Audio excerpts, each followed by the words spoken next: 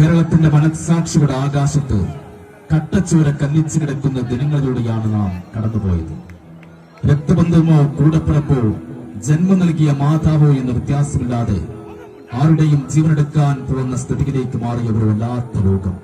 ഇന്നലെ നാം ഇവിടെ കൂടിയിരുന്ന ഒരു സമയത്താണ് വയോധികയായ വെല്ലുമ്മയടക്കം കുഞ്ഞനിയന് വരെ 5 പേരുടെ ജീവനെടുത്ത ഒരു ഭയമോ കുറ്റബോധമോ ഇല്ലാതെ ഞാൻ കൊന്നിട്ടാണ് വരുന്നത് സാറ് എന്ന് പറഞ്ഞ ഒരു 23കാരൻ.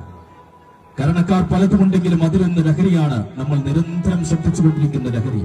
പതച്ചു പൊങ്ങുന്ന യൗവനത്തെ പുകച്ചു കളയുന്ന ലഹരിക്കെതിരെ നമ്മൾ പ്രതിരോധം തീർക്കാതെ ഇത് രക്ഷയില്ല.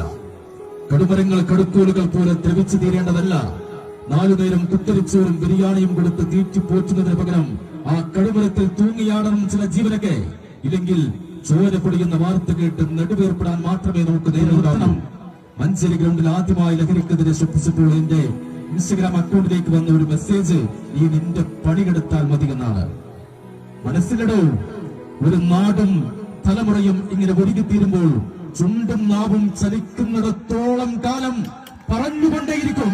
1000 ശബ്ദത്തോടു കൂടി ഇനിയും പറഞ്ഞുകൊണ്ടേയിരിക്കുമെന്ന് ഒരിക്കൽ കൂടി ഓർമ്മപ്പെടുത്തിക്കൊണ്ട് ആ പൊലിഞ്ഞുപോയ 5 മനുഷ്യജീവനുകളുടെ ഓർമ്മകൾക്ക് മുന്നിൽ ഒരിച്ചു കണ്ണീരോടെ സർവ്വതും സാദരം സമർപ്പിച്ചുകൊണ്ട്